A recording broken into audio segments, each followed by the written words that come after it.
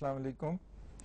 بلا جھجک کے ساتھ لاہور اسٹوڈیو سے آپ کی خدمت میں، اور آپ کو معلوم ہے روزانہ ہم نئے ایک پولیٹیکل ایشو کے ساتھ آپ کی خدمت میں حاضر ہوا کرتے ہیں. اور آج جو ہے وہ ہمارا ایشو ہے یہ جو ڈگریوں کا ایشو چل رہا ہے، کچھ جعلی ڈگریاں، غیر تسلیم شدہ ڈگریاں، پتہ نہیں کون کون سی اور کہاں کہاں سے نکل کے آ رہی ہیں. کیا یہ ایشو ہے بھی اس قوم کا کہ نہیں، اور کیا اس ایشو کے اوپر اتنا شور مچایا بھی جانا چاہیے کہ نہیں؟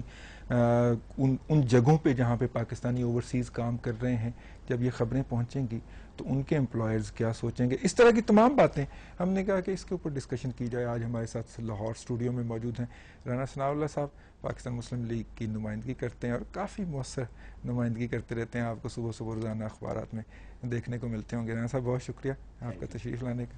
اور نذیر راجی صاحب کالم ہیں، صحافی ہیں، ہم بچپن سے اگر کہیں کہ ان کو پڑھتے آ رہے ہیں، کیونکہ یہ 40 سال سے لکھ رہے ہیں تو کوئی بے جا نہیں ہوگا. لیکن نذیر ناجی صاحب آپ کا بھی بہت شکریہ تشریف لانے کا.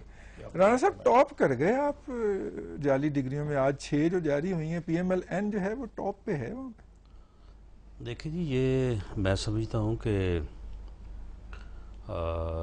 یعنی جو ایشوز ہیں اس وقت، تو میڈیا نے میں سمجھتا ہوں کہ بڑی مہربانی کی ہے موجودہ حکمرانوں پہ اور پولیٹیکل پارٹیز پہ اوپر بھی، کہ مہنگائی، بے روزگاری، لوڈ شیڈنگ، سارے ایشوز کو چھوڑ کے تو یہ ڈگریز کا ایشو ہے. اس کا بھی تو برنٹ آپ پہ گرے گا نا جی، اگر مہنگائی بے روزگاری کی بات. اس کا اس لیے نہیں گرے گا کہ یہ تقریباً 4-5 ماہ اس میں گزر گئے ہیں، کچھ سال اور گزرے گا، بیچ میں جو ہے وہ بائی الیکشن بھی ہوں گے، اور اس کے بعد بائی الیکشن ہوں گے. ویسے بائی الیکشن تو ہو رہے ہیں تقریباً 10-12-15 کے قریب ہو گئے ہیں. اور اس میں پھر ہوگا یہ کہ یہ کوئی 1170 ٹوٹل یعنی صوبائی اور قومی اسمبلی کی سیٹیں ہیں، ساتھ سینٹ ملا کے، تو ان میں سے زیادہ بھی اگر یہ ہوئے تو یہ راؤنڈ اباؤٹ 70-80 ہوں گے. تو پھر بات یہ کہہ دی جائے گی کہ جی دیکھیں، اگر 1100 لوگوں میں سے اگر 70 لوگ اگر ہیں بھی تو یہ کون سا اتنا مسئلہ تھا. تو اس میں جو ہے، لیکن یہ کم از کم جو ہے یہ پورا سال گزر جائے گا اسی کام میں. میڈیا پورا جو ہے وہ ڈگریوں کے پیچھے آپ کے آج مذاکرات تھے، اس میں آپ کچھ کہتے نا جی میڈیا والوں سے کہ جناب یہ آپ میڈیا والوں سے کچھ نہیں کہا جا سکتا. میڈیا والوں سے نہیں، مقبول طریقے سے تو کہا جا سکتا ہے. مقبول طریقے سے تو کہا جا سکتا. میں سمجھتا ہوں کہ مقبول طریقے سے کہنے میں بھی کافی جو ہے وہ آپ کے بھائی ہیں، آپ کے ساتھ بیٹھ کے اگر وہ ایک ٹیبل پہ مذاکرات کر سکتے ہیں تو آپ کی بات دیکھیں، وہ ہمارے بھائی ہیں، ہم ٹیبل پہ بیٹھ کے ان سے بات کرتے ہیں. لیکن اس وقت جتنا گراف ہے نا، یعنی اب دیکھیں نا کہ ایک نان ایشو کو ایشو بنا دینا، یہ میڈیا کا کمال ہے نا. ورنہ یہ ڈگریوں کا کوئی بتائیں کس کا مسئلہ ہے؟ یہ لوگوں کا مسئلہ نہیں ہے، عوام کا مسئلہ نہیں ہے. سپریم کورٹ نے کہا ہے، میڈیا اس کو لے کے چل پڑا ہے. ایسے تو نہ کریں ہمارے ساتھ. بات یہ ہے کہ سپریم کورٹ نے جب کہا تو سپریم کورٹ نے اتنا تو نہیں کہا جتنا میڈیا لے کے چلا ہے. میڈیا تو جو لے کے چلا ہے تو پھر بس دیکھیں، لا آپ نے ختم کر دیا، ٹھیک ہے. اس کے باوجود سپریم کورٹ نے کہا گئی 420 کے تحت کر لیں ہم کے خلاف، ہم تو اس کو لے کے چل پڑے. دیکھیں، اس میں بات یہ ہے کہ آپ نے اس کو لے کے آپ چل پڑے، آپ نے چھوڑ دی ہر چیز. نہیں، باقی بھی ساتھ ساتھ نہیں، آپ نے یعنی یہ لوڈ شیڈنگ چھوڑ دی. آج تک میڈیا نے کیا ان حکمرانوں سے ایک دن بھی پوچھا ہے کہ بھئی وہ بادشاہ ڈیم کی بات ہوئی تھی آج سے کچھ 6 ماہ پہلے، بلکہ سال پہلے پوٹینشل پاور پروجیکٹس کی ہوئی تھی، تو اپنی مرضی سے بنا رہی ہے نا. میڈیا نے نہیں پوچھا ان سے پچھلے 1 سال سے کہ بھئی آپ بادشاہ ڈیم کی بات کر رہے ہیں. پرویز اشرف صاحب جتنا میڈیا سے بھاگتے ہیں اتنا کہیں سے نہیں بھاگتے تو ہیں، لیکن میڈیا نے پوچھا تو نہیں. پوچھتا ہے تو بھاگتے ہیں. اچھا، میڈیا نے دوسرے مسائل کے اوپر بھی کوئی نہیں پوچھا. یہ پچھلے 4 ماہ سے جو ہے 5 ماہ سے ڈگری کے اوپر میڈیا جو ہے فوکس کیے ہوئے ہے، اور میرا خیال ہے کہ اسی کے اوپر فوکس اور سال رہے گا تو یہ بڑے اچھے دن گزر جائیں گے حکمرانوں کے. جی ٹھیک ہے، حکمرانوں کے اچھے دن گزر جائیں گے.